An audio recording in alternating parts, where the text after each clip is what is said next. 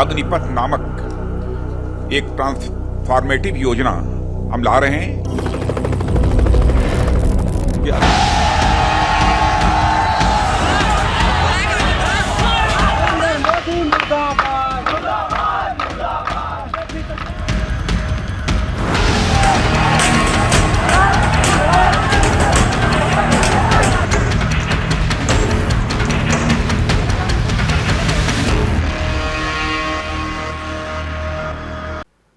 नमस्कार, डीजाना न्यूज़ के खास कार्यक्रम बड़ा सवाल में आपका स्वागत है। मैं हूं प्रतीक श्रीवास्तव।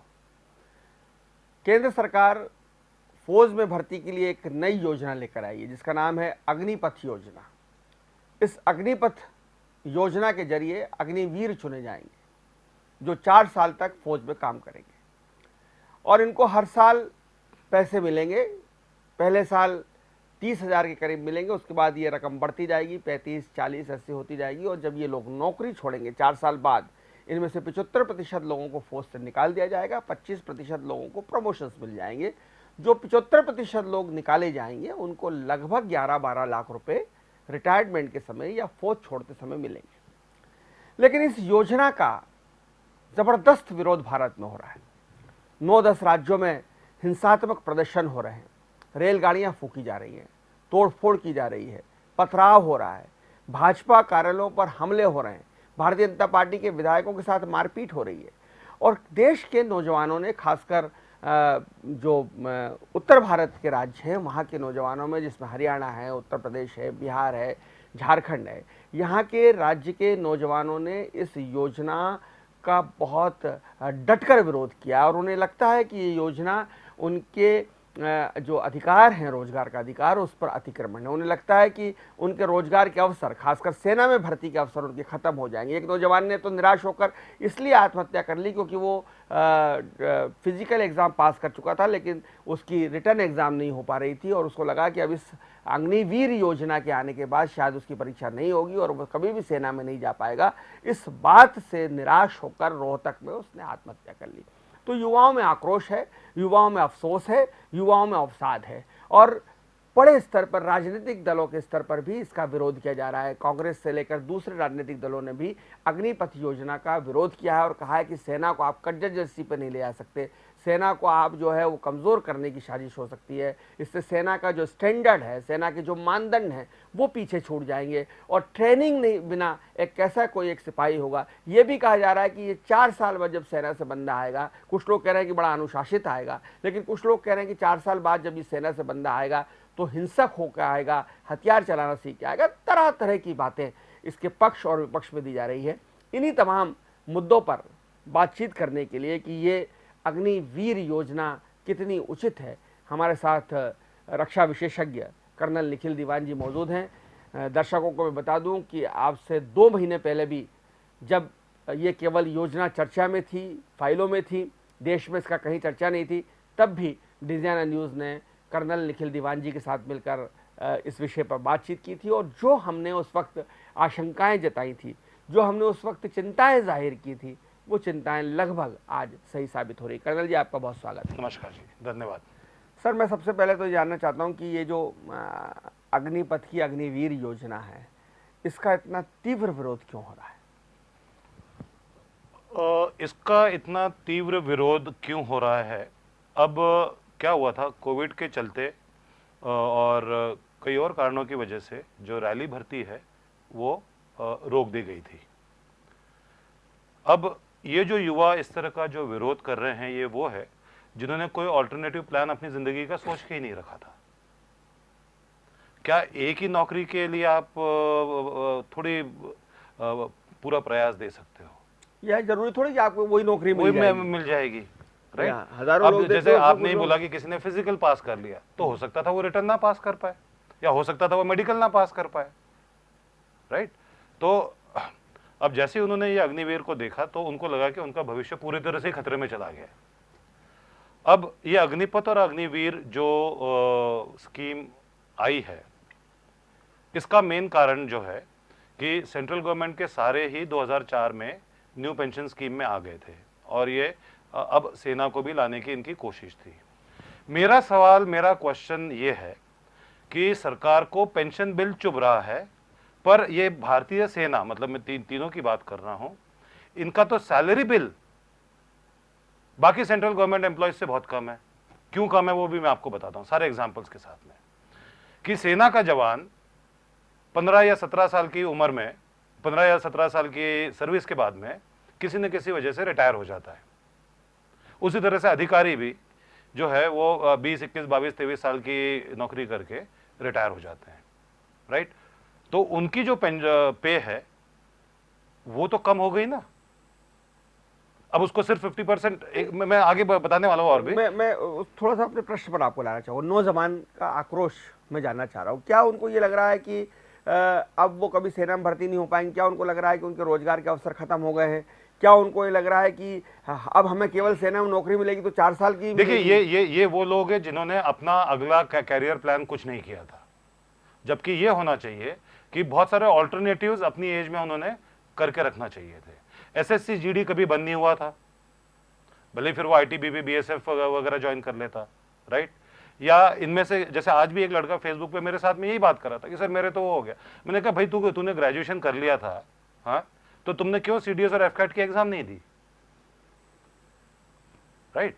तो अब मैं अपने वाले पॉइंट पे आ रहा हूं फिर से कि हाँ, मैं सैलरी बिल की बात कर रहा हूं कि सेना का कंपैरेटिवली सैलरी बिल बहुत कम है, क्योंकि जवान रिटायर हो जाता है 17-18 साल की सर्विस के बाद में, अफसर 21, 22, 23 साल की सर्विस के बाद में रिटायर होके उसकी जो सैलरी थी उसका सिर्फ 50% ही तो पेंशन में जा रहा है।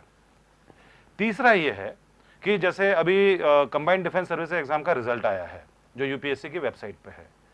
टोटल 154 सीट्स हैं परमानेंट कमीशन के लिए।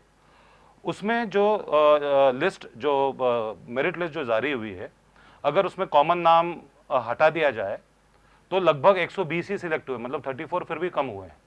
तीसरा, ये जो यूपीएससी की लिस्ट आई है इसमें मेडिकल इंक्लूडेड नहीं है। 14 लड़के जो एयरफोर्स में फ्लाइंग ब्रांच के लिए सिलेक्ट हुए हैं, उनमें से हो सकता है 8-10 जो हैं वो मेडिकली ही अनफिट हो जाए, राइट। तो जहां 154 परमानेंट कमीशन के लिए आने थे, अब हार्डली 80 या 90 आएंगे। इसका मतलब यह है कि ऑटोमेटिकली जो सैलरी बिल है वो कम हो रहा है। तीसरा जो मुद्दा है कि ये पता नहीं क्यों लागू हुआ है, जिसके खिलाफ मैं हूं, कि सेना में ही सिर्फ शॉर्ट सर्विस कमीशन है और मैक्सिमम अधिकारी जो लिए जा रहे हैं वो शॉर्ट सर्विस कमीशन पे लिए जा रहे हैं। जैसे सीडीएस के एग्जाम के थ्रू तीनों सेनाओं में 154 सीट है, पर ऑफिसर्स ट्रेनिंग एकेडमी चेन्नई जो कि शॉर्ट सर्विस कमीशन के लिए है उसमें 175 सीट्स है, मतलब एक टोटली। तो वो जो 175 है वो 14 साल की सर्विस के बाद में जब रिटायर हो जाएंगे तो उनको ना तो पेंशन देना है। तो सेना का पेंशन बिल नहीं, सैलरी बिल बहुत कम है। अगर वही हम देखते हैं कि किसी भी गवर्नमेंट क्यों लाई, जब आप कह रहे हो कि पेंशन बिल भी कम है, सैलरी बिल भी कम है, तो नहीं, पेंशन बिल उनको ज्यादा लग रहा है जबकि सैलरी बिल बहुत कम है। तो मेरा जो मुद्दा है, फिर तीसरी बात जो इसमें ये हो रही है ये अग्निवीर लाने की, कि वो सेना को जवान देखना चाहते हैं। अब इसमें 2-3 चीजें हमने डिस्कस करना है। पहला ये है कि मेडिकल साइंसेज और हेल्थ इंफ्रास्ट्रक्चर इतना सुधर गया है कि इवन 45 साल की उम्र तक व्यक्ति जो है काफी तंदुरुस्त होता है, राइट। तीसरी बात यह है कि जैसे ITBP, Indo Tibetan border police जी, अब वो तो इंडो टिबेट बॉर्डर के ऊपर ही है और वो 60 साल तक जॉब कर सकता है, तो सेना का जवान क्यों नहीं कर सकता? या बीएसएफ है, बॉर्डर सिक्योरिटी फोर्स, वो बॉर्डर सिक्योरिटी फोर्स एलओसी से लेके हर बॉर्डर के ऊपर है। उसी एलओसी पे बीएसएफ का जवान 60 साल तक जॉब कर सकता है, पूरी एनपीएस और पूरी सैलरी वगैरह लेकर, राइट। पर सेना का जवान क्यों नहीं कर सकता है? हम क्यों ये जवान के उम्र के ही पीछे इतना पड़े हुए हैं? बहुत सारे रक्षा विशेषज्ञों ने, बहुत सारे सेना के पूर्व अधिकारियों ने, जिसमें जनरल बख्शी भी शामिल हैं, इस योजना का विरोध किया है। उन्होंने कहा कि ये इससे सेना कमजोर होगी। देखिए, सेना कमजोर होगी, जैसे आज क्या हुआ,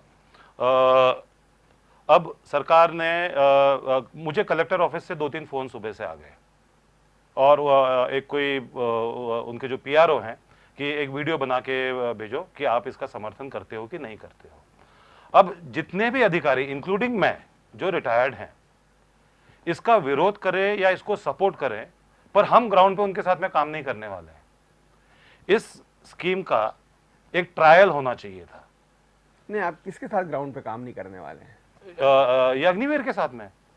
अब जो आज कैप्टन है या मेजर है या लेफ्टिनेंट कर्नल है या कर्नल है, जो उनको एलओसी पे या सियाचिन पे या राजस्थान बॉर्डर पे या अरुणाचल प्रदेश में एम्प्लॉय करने वाले हैं, उनसे पहले एक ट्रायल बेसिस पे फीडबैक लेना चाहिए था। अगर वो फीडबैक पॉजिटिव है तो अग्निवीर अग्निपथ पॉजिटिव है। हम जितने भी रिटायर्ड हैं, with due regards to all, जिन्होंने सपोर्ट किया है या जिन्होंने अपोज किया है, उन्होंने पुराने इतिहास को देखते हुए सपोर्ट या अपोज किया है, राइट।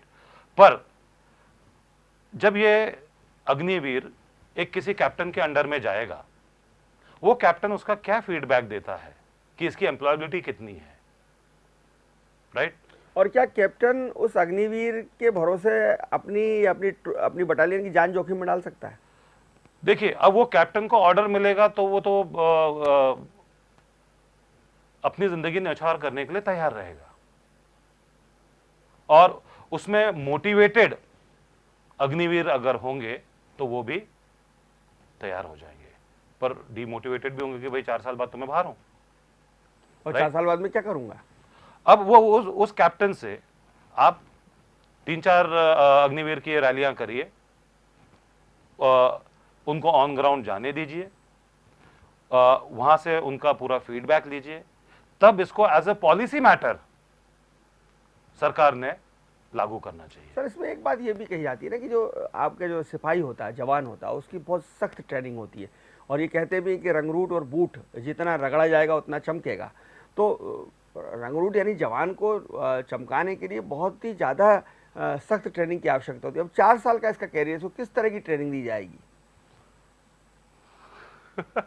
आपने ऐसा सवाल पूछा है कि वो 6 महीने में क्या तो कर पाएगा। मतलब अगर प्रॉपर उसको हथियार चलाना भी सिखाना है या ड्रिल भी सिखाना है, सिर्फ हथियार चलाने से नहीं हो जाता है साहब।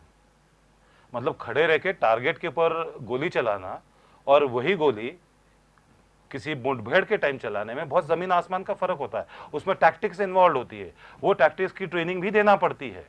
अब भारत में क्या है कि अलग अलग तरह की ज्योग्राफी है, राइट। तो हर जगह उसी राइफल AK-47 को चलाने का तरीके भी अलग अलग है।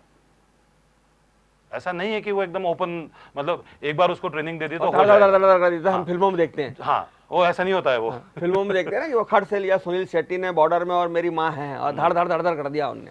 ये फिल्मों का ही एक प्रभाव है कि जैसे उड़ी बहुत अच्छी पिक्चर बनाई थी, उसका वो जो डायलॉग है हाउ इज द जोश, तो सभी में हाउ इज द जोश बहुत भर गया।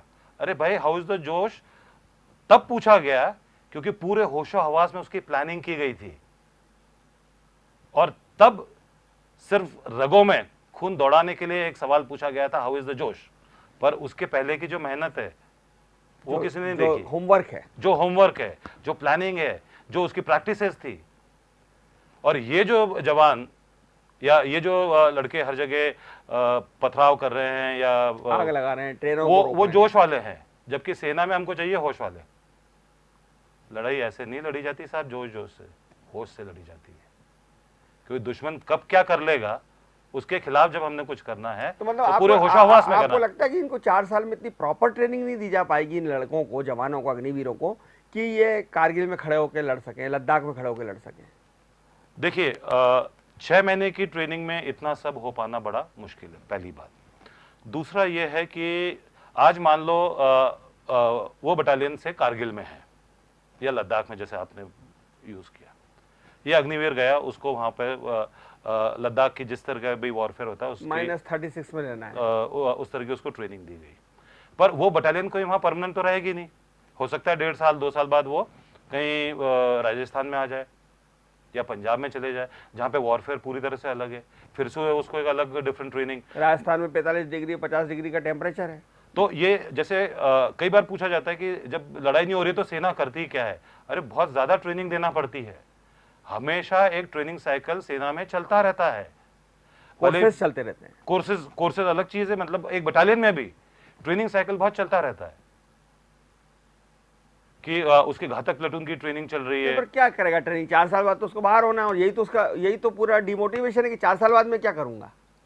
तो यही तो मैं कह रहा था कि इसको एज अ ट्रायल बेसिस करके और इतना बड़ा जो शोर शराबा करके प्रेस कॉन्फ्रेंस करके जो डिक्लेयर किया, वो नहीं करना चाहिए था, उसको ट्रायल पे करना चाहिए सर, था। दूसरा क्या हुआ उसमें कि जैसे ये आगजनी और ये सब पथराव वगैरह चालू हुए तो सब लोग करेक्टिव स्टेप्स लेने लगे, अमेंडमेंट सब में चालू हुआ। 2 साल की उम्र बढ़ा दी, 2 साल की उम्र बढ़ा दी, चलो ठीक है। और सरकार ये भी कह रही है, सरकार ने लगातार ट्वीट करके कहा कि भाई आप 4 साल बाद जब रिटायर हो गए, 75 लोग जो बाहर आओगे 100 में से, तो आपको 11-12 लाख रुपए मिलेंगे, आप उससे अपना नया करियर शुरू कर सकते हो, चाय की दुकान लगा सकते हो, फल का ठेला लगा सकते हो।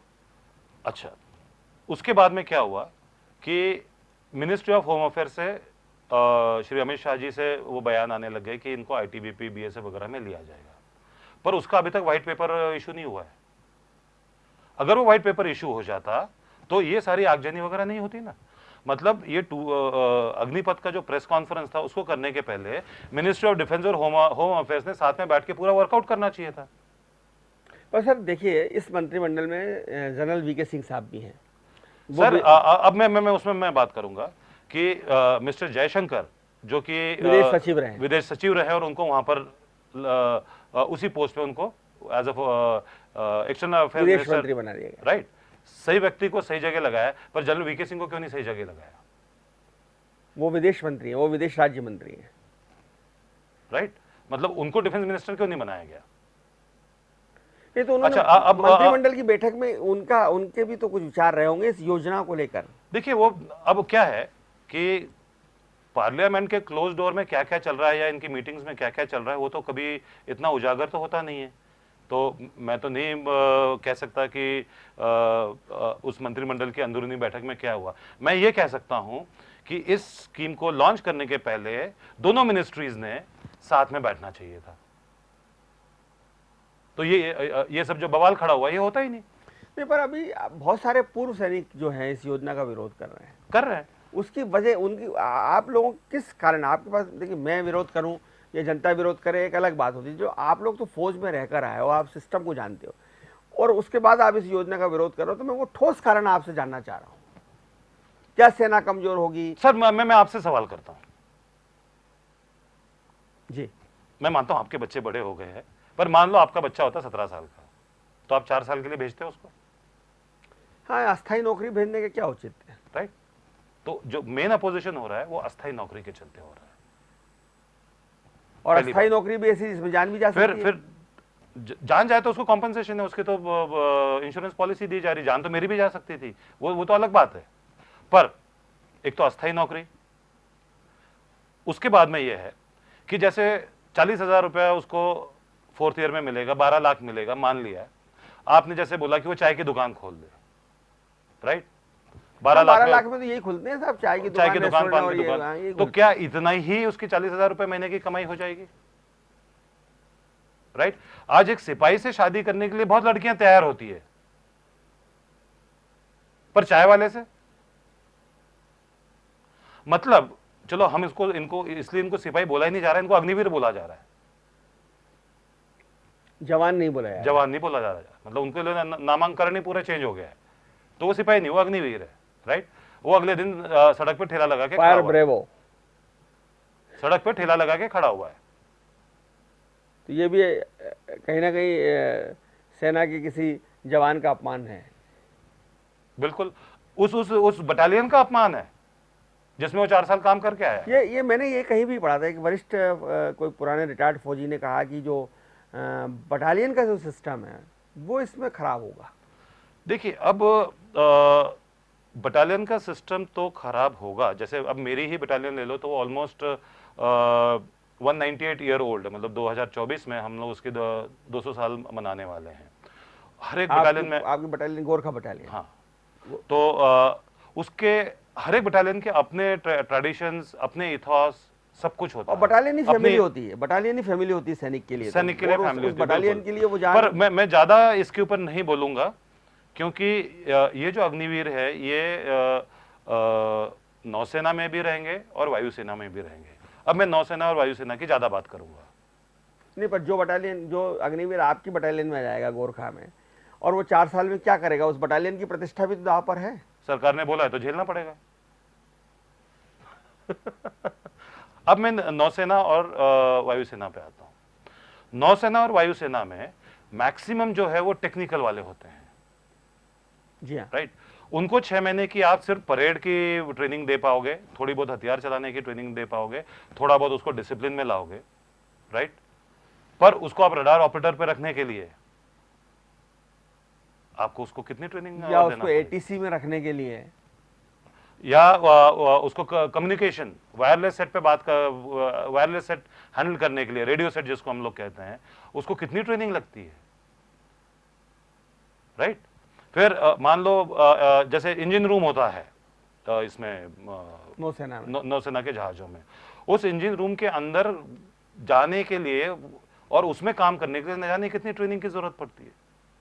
बहुत आवाज आती है उसमें, बहुत सभी कुछ में टेम्परेचर्स होते हैं, आवाज होती है। जैसे विक्रमादित्य में इंजन रूम का ब्लास्ट हो गया था, राइट। उसमें अपने रतलाम के लेफ्टिनेंट कमांडर धर्मेंद्र सिंह चौहान की डेथ भी हुई थी, राइट। बट और 6 और की हुई थी।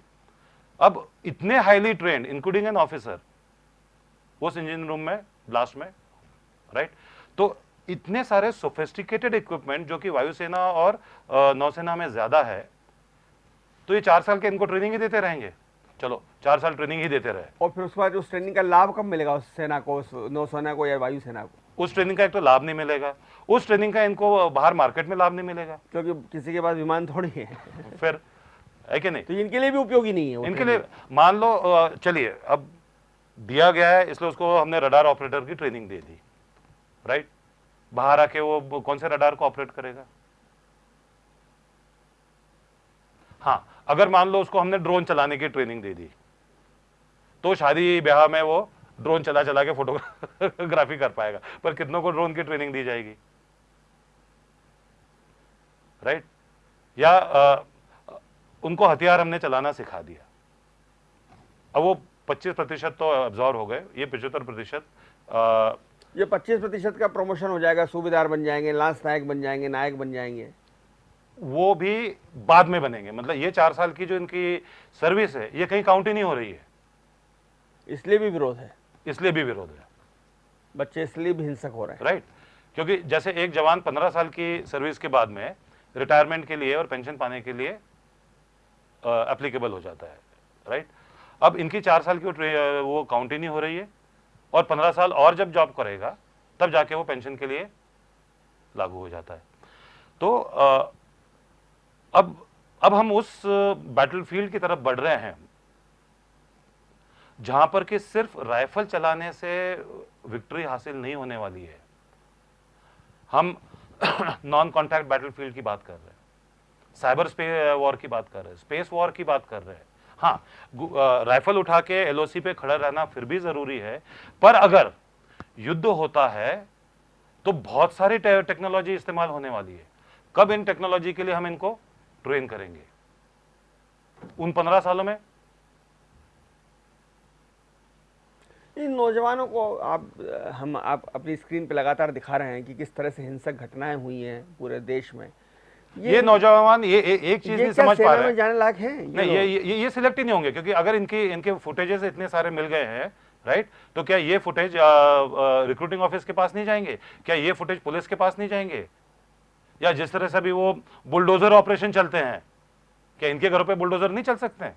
नहीं, वो तो चलेंगे, पत्थर फेंकने वालों में बुलडोजर चलता है, ये चल रहे हैं। मतलब ऐसा कोई इंडियन पिनल कोड में नियम नहीं है, पर कई जगह इस्तेमाल हो रहा है। यूपी में, हरियाणा में जहाँ जहाँ भारतीय जनता पार्टी की सरकारें हैं, वहाँ पत्थरबाजों पर बुलडोजर चलाए जा रहे हैं।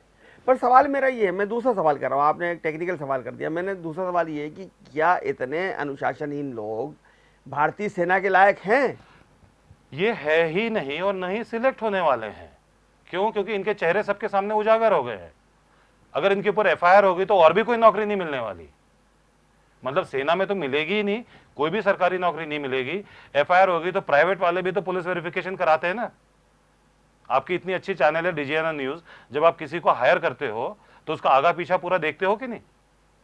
चलिए, पुलिस वेरिफिकेशन नहीं कराते होंगे क्योंकि हर एक का तो नहीं हो सकता है, बट आप पता तो करते हो ना उसका बैकग्राउंड। तो क्या इन लोग का बैकग्राउंड नहीं पता लगेगा? क्या एक विरोध का कारण ये भी है कि पैसे बहुत कम दिए जा रहे हैं? 4 साल के अंदर जो पैसे दिया रहा है 40,000 रुपए से स्टार्टिंग है वो बहुत कम है, या 30,000 से स्टार्टिंग है बहुत अरे कम साहब है? ये तो बहुत ज्यादा है। अगर आप मैं आपको ये एमएनसीज की बात करता हूं जो सॉफ्टवेयर कंपनीज है बड़ी बड़ी, एक पढ़े लिखे इंजीनियर को 18,000 रुपए दे रहे हैं महीने के? जी हाँ, 22,000 रुपए दे रहे हैं। जो बीई है, बीई बीटेक बी जिसने बी इलेक्ट्रॉनिक्स में किया या हाँ। बी आईटी में किया है, जो भी है, या जैसे कल परसों एक सिविल इंजीनियर मेरे पास में आया था, ठीक है, कल परसों है ना, कल परसों 1 महीने का पहले का कल परसों अपन इंदौर में कल परसों ही बोलते हैं ना हर चीज को। वो आया था तो उसने सिविल इंजीनियरिंग किया था, वो कॉन्ट्रैक्ट पे था। मैंने कहा ठीक है कॉन्ट्रैक्ट पे था सर, 12,000 रुपये महीना मिलता था और दिन भर मैं धूप में खड़ा रहता था, और मेरे 8 से 9 लाख रुपए मेरे इंजीनियरिंग करने में लग गए, और वो 12,000 रुपये। इनको तो 30,000 रुपये दे रही है, पर सैलरी तो बहुत ज्यादा है ही, 30-40 हजार रुपया, क्योंकि एक तो खाना पीना सब फ्री है? फ्री नहीं, ऑथराइज है। फ्री सरकारें देती है, ऑथराइजेशन अलग चीज होती है। जैसे यूनिफॉर्म ऑथराइज्ड है, राशन ऑथराइज्ड है, छुट्टी ऑथराइज्ड है, हॉस्पिटल एक्सपेंसेस ऑथराइज्ड है, तो हम उसको फ्री नहीं मतलब ये कहते। सुविधाएं उनको सुविधाएं मिली। हैं। हम हमारे Right. आम सिविलियन बोलचाल में कहते हैं कि भाई ये मिलिट्री वालों को सब खाना पीना सुविधाएं फ्री मिलती हैं, हम ऐसा सिविलियन बोलते हैं। हाँ। आप उसको तो दिल पे ना अब लें। अगर जैसे कॉस्ट टू द कंट्री 30,000 रुपए महीना जब बात कर रहे हैं सैलरी की इनकी, तो एक्चुअल में कॉस्ट टू द कंट्री एक अग्निवीर की ये सारी सुविधाएं अगर हम ले ले तो 50 से 60,000 रुपए है। और हमने अभी इंजीनियर्स की सैलरी क्या बोली है? 22,000 आप बता 22,000। 12,000। मान लो इंदौर का बच्चा बैंगलोर में काम करने के लिए जाता है तो उस 22,000 में से कट पीट को उसको 16-17 हजार रुपए मिल रहे हैं। बैंगलोर जैसी महंगी जगह में उसको घर से पैसा मंगाना पड़ता है जब तक कि वो 3-4-5 साल तक प्रमोट नहीं होता है, और इनको सब कुछ मिल रहा है। तो ये तो 60-70 हजार रुपए का कॉस्ट टू द कंट्री। फिर इसमें हम ट्रेनिंग कॉस्ट तो ऐड ही नहीं कर रहे फिर हैं। विरोध क्यों हो रहा है? यही तो मुख्य मुद्दे का सवाल है। विरोध इसलिए हो रहा है, ये विरोध करने वाले वो है जो 2 साल से हाथ पे हाथ धरे बैठे थे।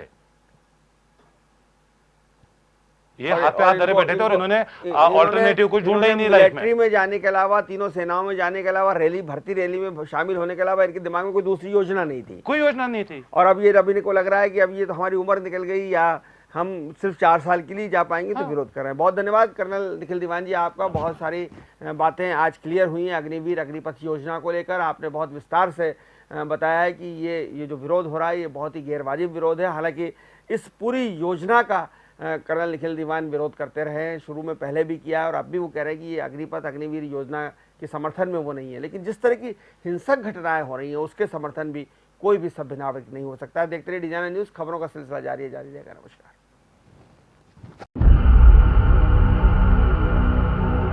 अग्निपथ नामक एक ट्रांसफॉर्मेटिव योजना हम ला रहे हैं।